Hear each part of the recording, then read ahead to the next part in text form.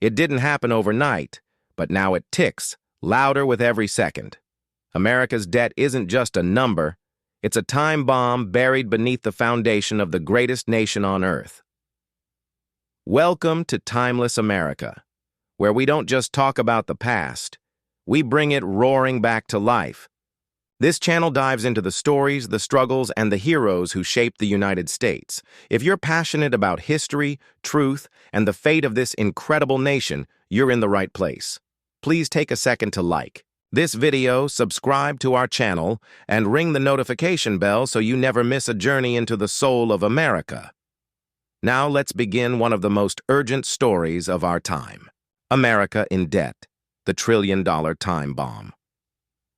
Once upon a time, the United States was the lender, not the borrower.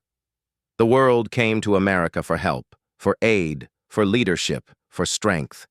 But now the tides have turned. Somewhere along the way between ambition and addiction, America began borrowing. A little at first, then more. And now, the number is so high, so incomprehensibly vast, it barely fits on a calculator. Over $34 trillion and counting. And it's not just a number, it's a crisis, a ticking time bomb. But to understand how we got here, we must go back. Back to the very roots of the Republic. Back to a time when debt was considered a burden, not a business model. Chapter 1. Alexander Hamilton's vision in 1790. The young United States was reeling from the cost of the Revolutionary War. Debt hung over the nation like a storm cloud. But one man, Alexander Hamilton, saw something others didn't. He believed that if handled wisely, debt could be a tool for stability. Controlled debt, he said, would build credit, attract investors, and allow the new nation to grow. And, for a time, it worked. The U.S. paid its debts, balanced its books, and grew from 13 struggling colonies into an industrial titan. Presidents like Andrew Jackson even celebrated paying off the national debt entirely, which he did in 1835 for the first and only time in history. But then came wars, industrial revolutions, market crashes, and slowly, the beast of borrowing began to stir. Chapter 2. The New Deal and the Shift in Mindset. The 1930s changed everything. With the Great Depression tearing families apart and the economy in shambles, Franklin D. Roosevelt launched the New Deal. The government began spending massively to stimulate growth, create jobs, and restore hope. And Americans applauded. Spending became synonymous with saving lives. Debt was no longer shameful. It was a solution. Then came World War II, and with it, more debt, mountains of it. But again, America prevailed. The post-war boom made people believe we could outgrow our debt, that no matter how high we borrowed, our economy could rise higher. But hope is not a fiscal policy. Chapter 3. The Credit Card Culture. The 1980s brought more than neon lights and rock music. It brought a revolution in spending. Ronald Reagan, determined to beat the Soviet Union, poured money into defense. At the same time, taxes were slashed. The economy surged, but so did borrowing. The idea that deficits don't matter took root. It was the beginning of a dangerous experiment. Spend more, tax less, and hope it balances out later. Then came the 1990s. Briefly, under Bill Clinton, the U.S. ran a surplus. For a flicker of time, it seemed we had regained our discipline.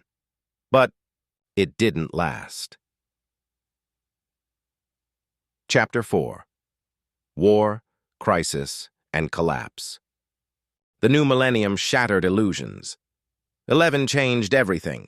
The war on terror, the invasion of Iraq and Afghanistan, all came with a steep price tag.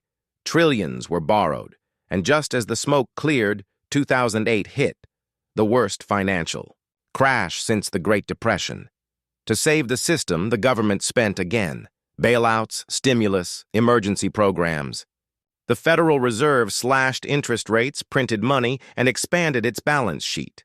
We avoided collapse, but at a cost. A new precedent was set. When things get hard, print money and borrow more. Chapter 5. The pandemic explosion then came. 2020. The pandemic froze the world. America once again turned to debt. Stimulus checks, payroll protection, unemployment expansion, trillions flooded the economy like a broken dam. In a single year, the national debt soared by more than $4 trillion, and with interest rates at zero, it seemed painless. Free money. But nothing is truly free. Today, interest rates are climbing. And now, for the first time, the U.S. pays more in interest than it does on defense. We're borrowing money to pay off old borrowed money. It's a house of cards, and the wind is starting to blow. Chapter 6. The invisible threat debt doesn't scream in the streets. It doesn't break windows or shout slogans. But it's more dangerous than most enemies. It robs the future. Every child born today inherits nearly $100,000 in national debt before they even take their first breath. Every dollar we borrow steals opportunity, stability, and freedom from generations to come. We're no longer talking about numbers. We're talking about survival, inflation, currency devaluation, global distrust, the risk of default. These aren't science fiction scenarios. They are potential futures. China owns over $800 billion of our debt. Japan even more. If trust in the dollar vanishes, if interest payments spiral, the consequences could be catastrophic. Chapter 7. Can America escape? There is still time, but not much. To defuse this trillion-dollar time bomb, we need boldness, discipline, real leadership. It means hard choices, cutting spending, reforming entitlements, restructuring tax codes, and rethinking military budgets. It means looking beyond party lines, beyond re-election. It means remembering that the debt isn't just a budget problem, it's a moral one, because a nation that lives off tomorrow's labor is not free. It is chained, bound to the mercy of creditors. Chapter 8. The spirit of America. But if there is one thing America has proven, time and again, it is this: we rise. From the ashes of war, we became a superpower. From the depths of depression, we built the strongest economy the world has ever known. From riots, recessions, and revolutions, we endure.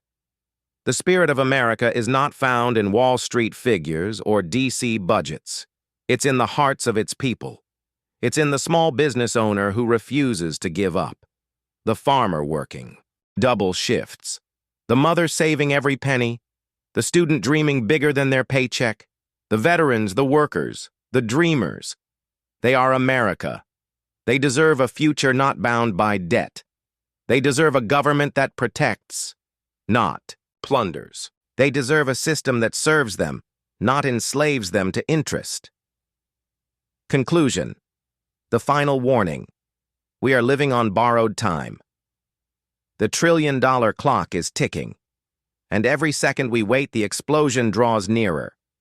But if we face it, together, if we have the courage to change course, we can save this nation. The question is not whether America can survive the debt. The question is, will we act before it's too late? If this story moved you, if you believe this message needs to be heard, then help us spread it.